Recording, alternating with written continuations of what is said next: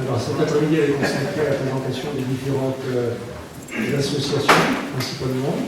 Et donc là on va démarrer avec un trio de choc pour présenter les agriculteurs, les missions et les projets de l'association. Donc vous avez en plus un PowerPoint pour présenter le Conservatoire régional de l'agriculture. Je vous laisse vous organiser tous les trois. Je crois que c'est Sylvain qui démarre.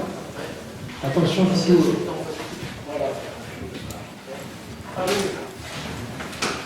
Pour des logistiques, vous ne pouvez pas te mettre de l'autre côté? De l'autre côté, ça serait mieux. Les missions de... Merci les gars. L'association, c'est... concrètement, les agriculteurs, c'est quoi? C'est né de la volonté de quelques-uns. En fait, c'est parti, on en parlait encore tout à l'heure avec Pierre, lors de la première visite d'ouverture de la commission d'enquête INAO pour les premiers crus à Marsanais. Pierre représentait la CALV et était particulièrement surpris du nombre de gobelets qu'il y avait encore en Marsanais. Parce que pour mémoire, on a parlé de plusieurs auteurs au cours du 19e siècle comparé à l'agriculture. En fait, il était couramment planté dans le terrain, entendu, pierreux, en terrain pauvre, en taille courte et en angétard. Et la taille courte, en fait, elle s'appelle couramment la plupart des liévines étaient en gobelet, et à Marsanais, on en avait encore. C'est pour ça que je disais que, malheureusement, même en sentant que l'agriculture est en train d'évoluer, à Marsanais, ça m'arrache beaucoup. Et donc, on était avec Pierre pour le dossier des premiers crus, et on s'était dit, il faut qu'on fasse quelque chose. Donc, on lance une initiative autour de la ligotée, on ne savait pas quoi. On ne savait pas si c'était la sélection végétale, ça va se faire par c'est d'ailleurs le thème futur, et la viticulture est en train de se réapproprier ces sélections, en fait, pour sortir petit à petit des sélections clonales qui nous emmènent droit dans le mur. On commence à s'en rendre compte après 40 ans, mais en tout cas, c'est vrai que c'est évident que ce n'est pas la solution. Donc les agriculteurs, c'était quoi? Donc il y a eu la première prise de conscience avec Pierre, il y a eu des amis, les Lafarge et Moret, avec qui on s'est dit qu'on fasse quelque chose, mais encore un coup, l'emploi du temps est chargé, on ne le fait jamais. Et puis le déclic, ça a été chez Philippe de la Courcelle, c'est un restaurant en bas de Bougeot, c'est à Gilly, c'est Bois Rouge, c'est lui le président des agriculteurs. On ne savait pas que ça s'appellerait les agriculteurs, on ne savait pas qu'on serait aussi nombreux, on ne savait pas que ça prendrait cette énergie-là. C'est vraiment parti d'une soirée pas très raisonnable, où en pré-ouverture. Ouais, non mais moi j'étais là pour gérer la situation.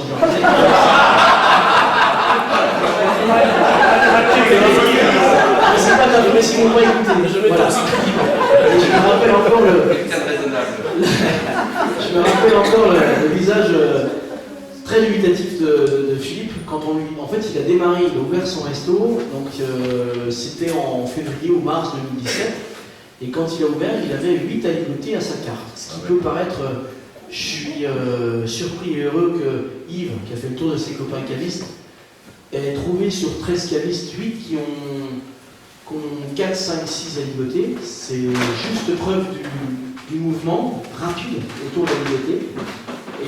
Et ça nous fait chaud au cœur, parce qu'en fait, c'est preuve qu'il y a quand même il y a une révolution qui est initiée. Et donc, Philippe, on était 3-4 copains, Laurent Fournier, Jérôme Galérand, un copain allemand, on lui demande les 8. Et il nous a demandé 3 fois de suite, mais lequel? Ben, les 8. Mais lequel? Ben, les 8. Et on s'est amusé à l'écouter les uns tous en rafale, et puis quelques petits trucs après. Et voilà, c'est parti de là. Et donc, en fait, en se disant, Philippe avait envie de faire un petit événement autour de la ligotée dans son resto, je pense qu'il voulait faire une déguste, on ne s'était pas complètement compris. Et bah si, justement, c'est que de là, en fait, est partie l'idée de faire grossir et de fédérer les copains, Pablo, Benoît, d'aller voir tout de suite Pierre en se disant, bah écoute, je crois que là, ça c'était en février, en novembre, on est tout de suite allé à Bouzeron pour mettre en place un salon qui était précipité parce que c'était au mois d'avril, donc création en novembre. Donc là, on a mis les bouchées d'eau, parce qu'on ne s'attendait pas à ce que ça soit aussi lourd à organiser, mais l'idée c'était vraiment ça. Donc l'association elle est née comme ça. sur un cumul d'énergie positive autour de la ligoté, beaucoup de folie, beaucoup d'envie de faire changer les choses. Et puis le premier salon des agriculteurs, ça a été un grand moment de bonheur, beaucoup d'organisations qu'on avait. Anne Moret nous a beaucoup aidé par le côté fédérateur de domaines familiaux. Elle connaissait la musique, elle savait comment organiser, donc elle nous a beaucoup aidé sur la gestion des entrées. Donc voilà, c'est un travail d'équipe, c'est surtout pas d'individualité. L'idée, l'idée de départ, c'est vraiment de fédérer autour de la ligoté sur les 5 côtes et plus 6 affinités. Parce que, comme on a vu avec Joël tout à l'heure, la ligoté, contrairement à ce qu'on pourrait penser, même s'il est typiquement bourguignon, il est né ici, mais on a l'air malin avec nos 1500 hectares face à la Moldavie. C'est eux les principaux producteurs, même si on n'a pas du tout la même vision. Et donc l'idée des agriculteurs, c'était quoi? Le premier salon, c'était d'essayer de réussir un salon. D'essayer de faire venir du monde pour goûter des aligotés, pour ne goûter que des aligotés. Ce qui n'est pas forcément, sur la base, le concept, ça ne fait pas rêver, même si on a la chance, on en parlait avec Jean, si on a la chance de vivre dans une époque où les carcans sont en train de tomber, et quelle que soit la région, si le boulot est bien fait et qu'on sait parler de ce qu'on fait, on peut réussir à convaincre une multitude d'amateurs de vin et de journalistes de s'intéresser à notre cas. Moi, étant de Marsanais, je me rappelle très bien la façon dont c'était perçu il y a 30 ans. On n'a plus ces clivages-là. Et je ne parlerai même pas des vignobles, par exemple, pour le salon des agriculteurs qui va avoir lieu lundi. On a invité les gamets de Saint-Romain, les gamets des Côtes-Rouennaises, parce qu'ils ont aussi un petit peu d'aligoté. Il y a un petit peu d'aligoté dans le Beaujolais, il y en a un petit peu en Savoie, il y en a en Suisse. Mais l'idée, peut-être, c'est aussi d'avoir quelques extérieurs, c'est même ça. Et le but de l'association, bon, pour l'instant, ça se concentre sur 2 salons qui permettent de faire parler du cépage. C'est encore un coup, je le répète, pas du tout une initiative personnelle. On n'en avait pas besoin. Ceux qui s'en occupent, en fait, n'ont pas besoin de ça pour vendre leurs agents et leur réseau de distribution et leur engagement vis-à-vis du cépage a fait qu'ils arrivent à le vendre sans ça. C'est vraiment un but fédérateur qu'entre les 5 côtes on se retrouve, que ça aide les jeunes. Et d'ailleurs, dans les nouveaux adhérents, on a eu tendance à... là, on a pris un peu de recul sur les adhésions pour ne pas forcément augmenter à tout va. C'est pas le but. Le but, c'est d'avoir une certaine éthique, une certaine volonté, une certaine vision du cépage, multiple. Parce que ce qu'on peut retenir du premier salon d'avril, c'est qu'on a montré plein de visages de la ligoté. Il y avait, comme on a dit ce matin, il y avait des effervescents, il y avait des vieux, des jeunes, Pablo avait amené à 85, il y avait des macérations pelliculaires, comme Benoît, il y avait des vins super bien faits, gourmands, qu'on aurait envie d'ouvrir le vendredi soir quand les copains passent à l'improviste. Bah, il est 18h, qu'est-ce qu'on boit? Un super aligoté. Il y avait des aligotés très, très racés, il y avait les Montluisants, il y avait plein de choses. Et justement, c'était le but, c'est ce qu'on voulait montrer. Et ce qu'on a retenu de la soirée, c'est que, enfin en tout cas du salon, c'est que le cépage à ligoté avait fédéré les 5 côtes, et il n'y avait pas de bataille d'ego comme on peut avoir quand on est dans une dégustation classique où il y a la côte de Nuit, la côte de Beaune, avec chacun qui se regarde en disant la côte chalonnaise, elle va se dire ouais, c'est vous les plus grands Pinot, c'est vous les plus grands Chardonnay. Pas du tout en fait. Comme on était à pied d'égalité sur le cépage, il y avait énormément de communication, énormément de partage positif. Et donc le but de l'association, c'est pas de la guider de façon despotique, c'est tout au contraire essayer d'avoir un partage d'idées et qu'elles répondent aux attentes des adhérents et de faire rentrer les nouveaux adhérents, les quelques nouveaux adhérents cette année, ce sont des gens qui ont besoin, c'est des jeunes, la plupart du temps, acquis à la cause de la ligoté, qui bossent très très très bien, et ceux qui rentreront l'année prochaine sont dans la même trame, en fait, sont exactement dans cet état d'esprit-là. Donc lundi, Paris, pour l'instant, le nombre d'inscrits nous laisse penser que ça devrait fonctionner. Donc on en saura plus, conclusion mardi matin. D'inscrits, les vignerons côte-rouennaises comprises, on est 44. Et pour l'instant, sachant que les Parisiens ne sont pas les rois de l'inscription au salon, dixit nos agents, pour l'instant on est à 240 inscrits. Bien. Donc c'est plutôt positif, ouais, c'est très très bien. Et on a 500. Donc voilà, et après, juste justement l'association va se renouveler, enfin pas se renouveler, en tout cas évoluer au gré des adhérents, au gré des attentes. Donc il y a pas mal d'idées qui fusent à droite à gauche, en fait, notamment la création d'une bourse de la ligotée, par exemple. En fait, quand on cherche des achats de raisins, des achats surplus, quand on cherche à vendre, quand on a un de nos clients qui dit tiens, je cherche ça, essayer de, autrement que de façon officieuse, comme on le fait en ce moment, essayer de peut-être créer une sorte de réseau, de façon à... J'ai vaguement entendu ce matin, c'est toi Pierre, je crois qu'elle me parlait, du peu d'intérêt que le négoce porte à la ligotée. C'en est même dramatique. Bouzeron en particulier. Bouzeron, ouais, Bouzeron. Mais pouvoir participer, pour représenter les alligators, et entre autres mon domaine, parce que donc moi la ligotée, ça me colle à la peau. Déjà j'adore ça. Mais quand j'ai démarré, j'ai eu jusqu'à 5 hectares, j'arrivais pas à les vendre, je les vendais, je sais, mais il faut surtout pas calculer tes prix de revient, sans quoi t'es malade.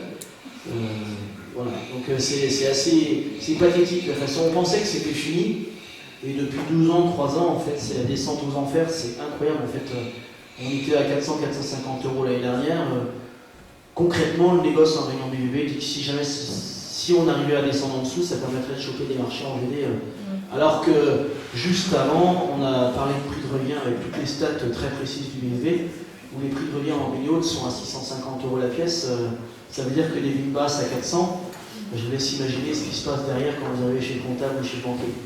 Donc c'est dramatique parce que c'est ce qui cause l'hémorragie, l'arrachage. Et la ligotée est un cépage purement bourguignon, et à nous battre, moi j'en suis... Voilà, j'ai vraiment envie de faire parler autour pour que d'un point de vue collégial et collectif, notre action retombe sur l'ensemble de la Bourgogne et qu'on se réapproprie ce cépage qui est encore plus bourguignon que le chardonnay parce qu'il n'a pour l'instant pas été exporté plus que ça. Et en tout cas, il n'a pas été copié. Et s'il l'était, pourquoi pas? Enfin, justement, c'est que c'est certainement un cépage d'avenir. Et on le voit avec les millésimes caniculaires qu'on vient de vivre, même avec les températures extrêmes, il conserve son acidité, il conserve sa fraîcheur de fruits, même quand il est en surmaturité. Il garde cette tension, cette salinité qui vient certainement, je ne sais pas, on ne peut pas dire que ça vient de ses racines, parce qu'elles sont comme le chardonnay, les porte-verres sont les mêmes. Mais en tout cas, si je crois vraiment que c'est un cépage d'avenir, et on pensait pas, enfin, ce qu'on a vécu avec les alligators, c'est un grand moment de bonheur, on bosse pour que ça avance dans ce sens-là, et c'est vraiment le but de l'association, et à nous, à savoir faire perdurer une association telle que celle-là, et encore réussir à faire prendre de l'ampleur au cépage et au côté fédérateur entre toutes les côtes qu'on a obtenu depuis 2 ans. Voilà, donc en fait Benoît va vous expliquer ce qu'on a fait, ce qu'on va faire, les manifestations, et puis ensuite Pablo présentera le conservatoire de la ligotée.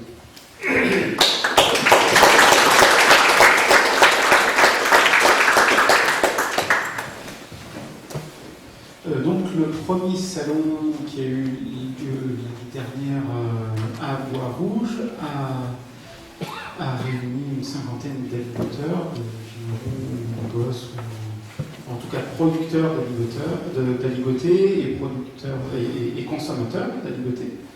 Parce que déjà pour être agriculteur, il faut déjà en boire, déjà en faire, et en plus l'aimer, produire de la ligotée. Alors, personnellement, moi, c'est un cépage à travailler. J'apprécie énormément travailler, être dans les vignes d'aligoté, pas parce que c'est en bas de coteau et que c'est plat, pour une grande majorité, pas parce que. Voilà, mais c'est un cépage où quand on lui donne quelque chose, il vous le rend bien plus. C'est-à-dire qu'il a été dit que c'était un cépage où on n'avait pas besoin de beaucoup travailler pour faire la ligotée.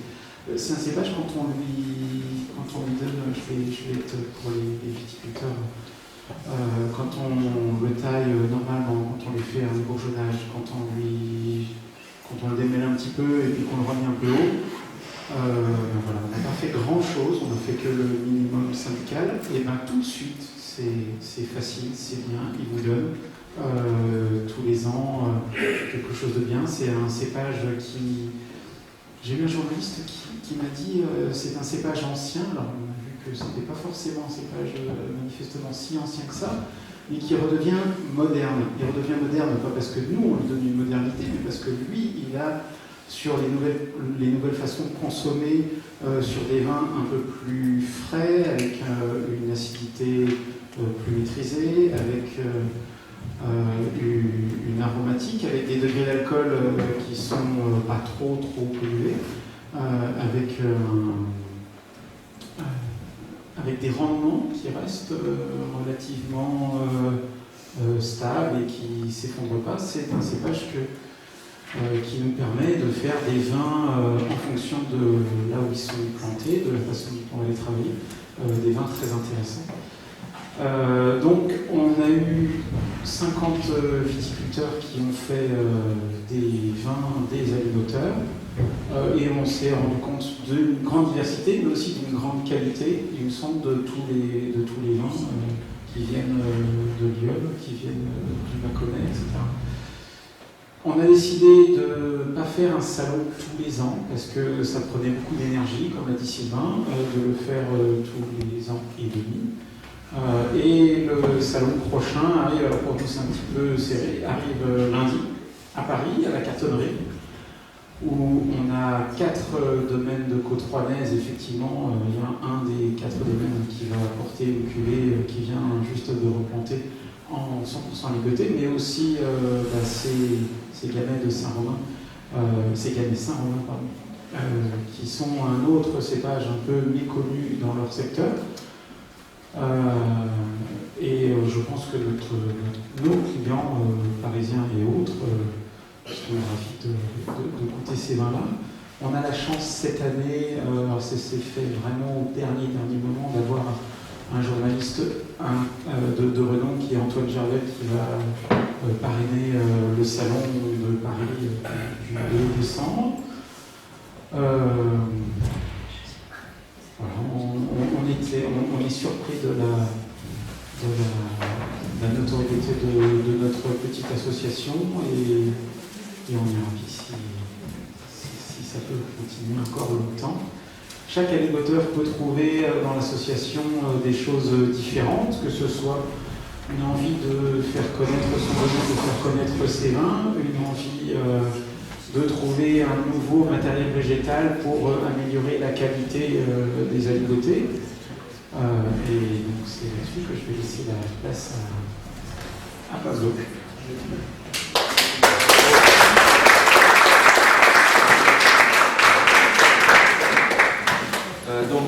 Comme vous l'avez compris, les Aligoteurs, c'est une association de promotion et de défense de la ligotée.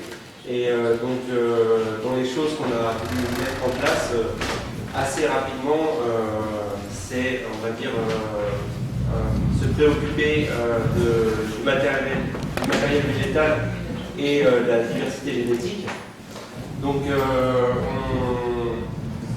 je me suis rapproché des partenaires, on va dire, en Bourgogne pour mettre en place ce type de projet qui sont la TVB, qui est un établissement, on va dire, connu qui a fait beaucoup de travaux sur le chardonnay et le pinot noir en termes de sélection, et dans lequel il y a des techniciens, parce qu'on avait besoin d'un appui technique, hein, donc on est vigneron avant tout, et l'appui technique de gens comme Laurent Gino à la TVB pour nous était vraiment important pour mettre en place ce projet, et également à travers la Chambre d'agriculture de Saône-et-Loire, qui est le troisième partenaire, avec Jocelyn Dureuil, qui est aussi un technicien qui a beaucoup travaillé sur la ligotée. Et donc on s'est associé à eux pour leur expertise, bien sûr. Donc pourquoi on a fait un petit état des lieux avant de faire ce conservatoire. Donc ce sera des redites. Surface stable en France, les surfaces ont pas mal diminué en 20 ans. Là on a une stabilité autour de 1500-1600 hectares, là, comme on l'a vu tout à l'heure. Alors là je vais oublier de corriger mon PowerPoint. J'avais marqué 700 ans, c'est ce que j'avais en termes mais donc c'est plutôt 500. Donc je vais faire mais en termes de diversité, on va dire qu'il est situé entre le chardonnay, qui n'a pas une diversité au niveau génétique très importante, et le pinot, qui lui est une référence dans ce secteur-là. en termes de variabilité d'un plan à l'autre. Donc il y a du boulot, il y a de quoi sélectionner encore. Aujourd'hui, on a donc les agriculteurs, on a pris la voie de la qualité pour on va dire faire la promotion de la ligoté. Ça nous a paru assez évident à tous. Dès le départ, c'était d'avoir. On a fait un brainstorming pour dire mais quels bons aligotés on connaît, et on est parti de cette base-là. Et vraiment la qualité est importante pour nous et pour l'association. Et donc on est parti du constat aussi. Aujourd'hui, on clone agréé à disposition des aligotés, des gens qui veulent replanter de l'aligoté. Mais il n'y a que des gros producteurs ou producteurs moyens, mais c'était quand même des clones hérités d'une époque, on va dire, entre guillemets, productiviste. Et c'est pas la voie qu'on a choisie. Et l'état des lieux, c'est déjà un conservatoire existant avec 54 lignées qui est planté à Bouzeron. Le conservatoire aujourd'hui est toujours en phase d'étude, il est géré par Pierre. On va dire, il y a déjà eu des travaux de fait, mais spécifiquement sur Bouzeron. Là, on parle de conservatoire régional de l'aligoté.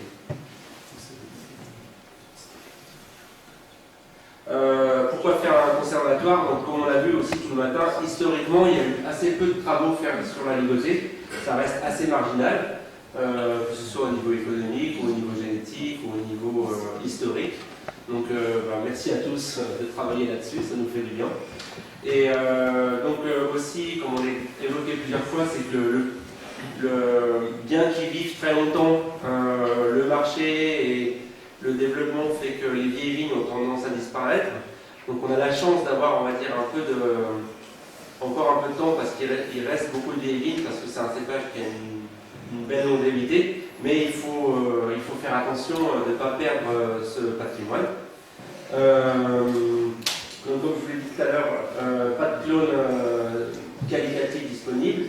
Après, aussi, donc toujours ces problèmes de notoriété et de spéculation à la baisse au niveau des cours. C'est un problème récurrent dans ce cépage. Et puis, donc là, on s'est appuyé sur le réseau des aligoteurs pour, on va dire, essayer de répertorier à travers tous les adhérents, toutes les vignes qui avaient un potentiel de prospection. Au niveau du financement, donc, le budget total s'élève à 32 000 €. Donc il est financé à 60% par notre interprofession. La TVP et la Chambre d'agriculture, 20% chacun. Les aligoteurs, donc c'est anecdotique, c'était vraiment pour pouvoir, on va dire, être dans les statuts de cette recherche. Après, nous, on va apporter le réseau, on va apporter du temps quand même pour mettre en relation les techniciens et les aligoteurs. Et donc, on va plus apporter, on va dire, la disponibilité et du temps que de l'argent. Alors, les livrables de ce projet de conservatoire, comme on est cofinancé par le BIVB et qu'il finance d'autres conservatoires. Donc le conservatoire des cépages anciens, dont Thibaut, qui est, on va dire, porté par le geste, et Thibaut vous le présentera tout à l'heure. Le conservatoire régional du Chardonnay et du Pinot Noir, qui a été, on va dire, mis en place 1 ou 2 ans avant. Donc la volonté de l'interprofession, c'est d'avoir un protocole, on va dire, commun de prospection et de recherche, et aussi d'objectifs, parce que les objectifs avec le changement climatique sont voués à évoluer, les objectifs de la sélection. Et donc là, ça va être le gros travail de cette hiver, ça va être la mise en place de ce protocole commun à la sélection des plants, on va dire, avec dans l'idée de ne pas faire que ce qui s'est fait par exemple avec les clones qui ont 20-30 ans, et aujourd'hui on se retrouve avec des plants qui sont plus du tout adaptés à la viticulture et au climat d'aujourd'hui. Donc l'idée l'idée c'est d'avoir un protocole nous permettant de ne pas faire les mêmes erreurs qui ont été faites dans d'autres processus de sélection. Alors, je ne dis pas qu'on va y arriver, mais en tout cas c'est notre idée. Et puis un conservatoire. Donc aujourd'hui tout est les budgets sont votés jusqu'au greffage, donc c'est-à-dire à la fin de ce projet-là, on aura des plans. Et ces plans, qu'est-ce qu'on va en faire? Donc ça, c'est pas encore décidé. Et donc l'idée, c'est vraiment de protéger la diversité. Donc le plan de sélection, il est classique. Donc cet hiver, on va, avec les techniciens, ils vont géolocaliser les parcelles, enregistrer auprès des viticulteurs de quelle année elle est. Donc on a exigé des lignes antérieures à 1960 dans le protocole de sélection et non issus de Claude. Donc faire tout le travail de repérage en amont et de questionnement, d'où viennent les plans, si on peut avoir, parfois on peut remonter jusqu'à, on va dire, au pépiniériste, ça arrive, donc essayer de récupérer un maximum d'informations au préalable. Et ensuite, donc, une sélection bassale classique en termes de timing, donc sur 3 années en sélection négative, c'est-à-dire on part d'un nombre de pieds qu'on a marqué au départ et on ne va pas en rajouter, on va faire qu'on enlever. À la fin, donc en décembre 2022, à l'issue de ces 3 années de prospection, donc les tests sanitaires par rapport vis-à-vis des principales viroses, pour pas multiplier les viroses. Malgré que la ligotée, on va dire, on est tous assez d'accord que c'est un cépage qui est quand même relativement résilient de ce côté-là, en tout cas pour Noé ou en roulement, même si les porteurs, on n'a pas des grosses expressions. Mais bon, on est obligé de passer par ces tests sanitaires. Et donc, greffage de 6 cèpes minimum par lignée. Donc une lignée, en fait, c'est tout simplement une longueur de piquet. Entre 2 piquets, il y a 6 cèpes. On aura 6 individus d'un même pied qui seront plantés pour faire de la conservation. Donc la suite logique de cette étude, c'est la plantation du conservatoire. Aujourd'hui, donc c'est pas décidé. Ça pourra être déjà le financement n'est pas fait. Le lieu n'est pas défini et le fonctionnement n'est pas défini, mais bon, c'est quand même l'idée d'avoir quelque chose de open source. Hein, on va pas se garder ça pour les navigateurs. Le but, c'est d'en faire profiter tout le monde. Au niveau de la plantation, il y a plusieurs options possibles. Donc, soit avec le conservatoire déjà existant à Bouzeron, soit au conservatoire régional du Chardonnay et du Pinot Noir à Lacra, soit tout simplement chez un vigneron qui a des terrains qui sont très sains, parce qu'il faut que ce soit le cas, disponibles et l'envie de gérer ce conservatoire et de le planter et de s'en occuper. Voilà, je vous remercie de votre attention. Et puis je voulais juste ajouter que avec mes amis, les agriculteurs, c'est une aventure qui est hyper épanouissante. Moi, j'avais pas beaucoup d'expérience dans l'associatif. Et c'est vraiment de l'associatif agréable, épanouissant. On a l'impression d'avancer. On voit en 1 an et demi d'existence de cette association à quel point l'image de la ligotée a changé, que ce soit en France ou à l'international. Il y a eu des dizaines d'articles écrits par différents journalistes. Il y en a encore un qui sort dans le JDD ce week-end, un article de fond sur la ligotée. Et vraiment, on se régale.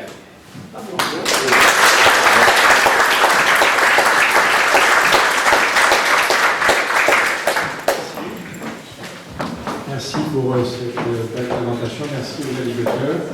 On voit qu'en 1 an et demi, effectivement, ça a pas mal progressé. En plus, vous avez déjà un rendez-vous lundi qui est prévu, il y a des journaux, il y a des médias. Écoutez, un grand merci pour cette belle présentation.